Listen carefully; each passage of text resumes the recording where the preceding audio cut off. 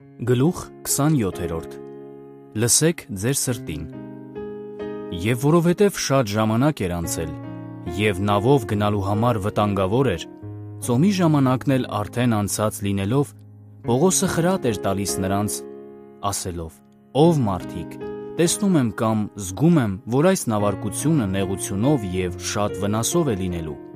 ոչ թե միայն բեռին և նավին, այլ մեր անձերին էլ»։ Գործք առաքելոց 27:9 և 10 խոսքեր։ Պողոսը չասաց. «Տերն ինձ ասաց, որ այս նավարկությունը նեղությունով և շատ վնասով է լինելու»։ Նա պարզապես ասաց. «Ես տեսնում եմ, որ այդպես է լինելու»։ Պողոսը ներքին զգացողություն, կանխազգացում կամ վկայություն ուներ, որ նավարկությունը վտանգավոր է լինելու։ Ահա գլխավոր միջոցը, որով Աստված առաջնորդում է բոլորիս։ Պողոսը դա չզգաց իր մտքով։ Նա չփշաքաղվեց և հոգեկան վերապրումներ չունեցավ։ Ես չեմ սիրում նման վկայություններ լսել։ Հոգևոր զգացողությունները հոգեբանական երևույթների հետ կապ չունեն։ Աստվածաշնչում հոգեբանական երևույթներ չեք գտնի։ Պողոսը դա չզգաց նաև իր մարմնով։ Նա իր հոգում վկայություն ստացավ։ Բոլորս էլ ունենք այս կարողությունը։ Սուրբ Հոգին բնակվելով մեր հոգում, մեզ հետ հաղորդակցվում է մեր հոգու միջոցով, ոչ թե մտքի։ Ահա թե ինչու ձեր հոգին այնպիսի բաներ գիտի, որ ձեր միտքը չգիտի։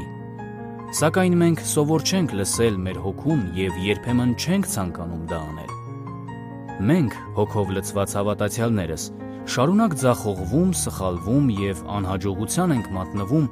քանի որ մեր հոգիները, որ պետք է մեզ առաջնորդեին, ասես բանտարկված լինեն մեր ներսում։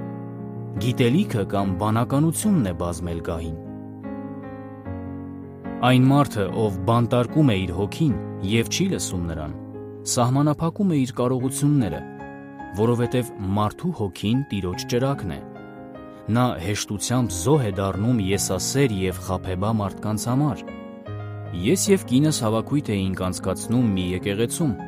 որի հովիվը կին էր, մի հրաշալի հոգևոր անձնավորություն։ Նա մեզ պատմեց հետևյալ պատմությունը։ Մի ավետարանիչ էր եկել իրենց քաղաք։ Նա կապ էր հաստատել բոլոր եկեղեցիների հետ,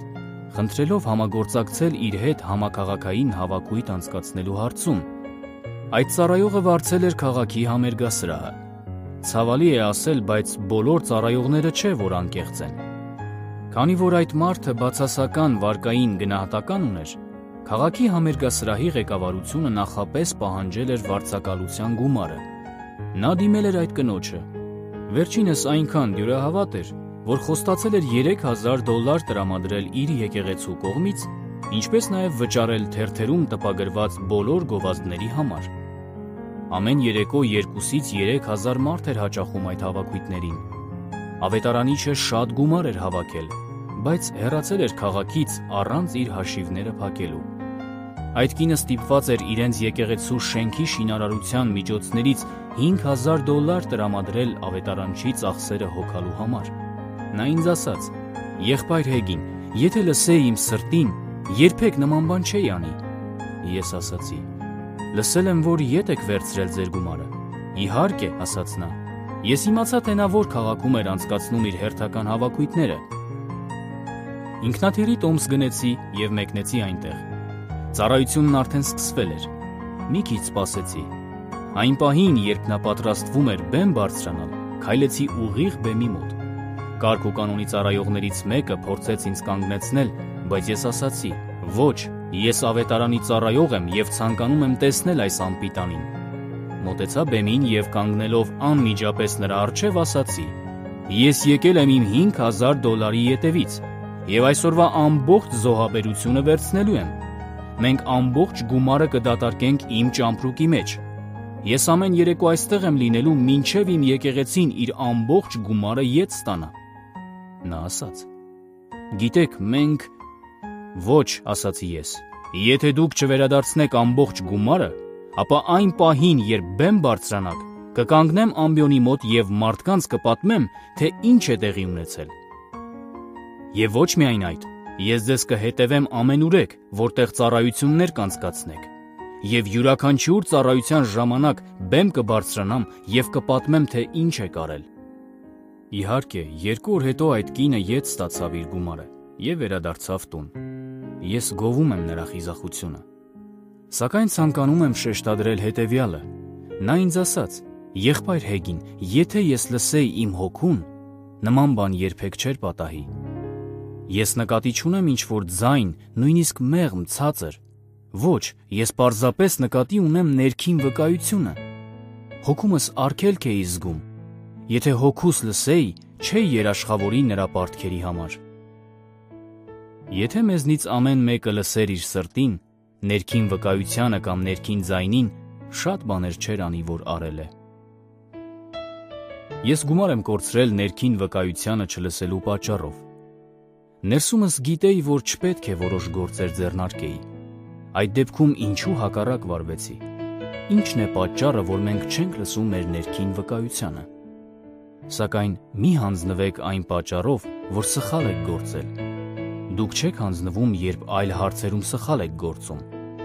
Եթե հեռախոսը զանգի գիշերվա կեսին և դուք շտապելուց սայթաքեք և վայր ընկնեք, գետնին պառկած չեք մնա։ Դուք ոտքի կկանգնեք և զանգին կպատասխանեք։ Դուք չեք դադարի քայլելուց, եթե ցավեցնեք ձեր կրունկը կամ ոտքի բութմատը։ Այդպես էլ մի նահանջեք, երբ հոգևորապես սայթաքում և ցավ եք զգում։ Ինչպես արդեն ասացի, այն մարդը, ով փակում է իր հոգին և չի լսում նրան, սահմանափակ է դառնում կյանքում։ Այն մարդը, ով լսում է իր հոգուն, լինի տղամարդ կամ կին, տղա կամ աղջիկ, բարձունքների է հասնում։ Եթե քրիստոնյաները պարզապես հետևեին իրենց հոգու վկայությանը կյանքի բոլոր հարցերում, նրանք կիմանային, թե ինչ պետք է անեն։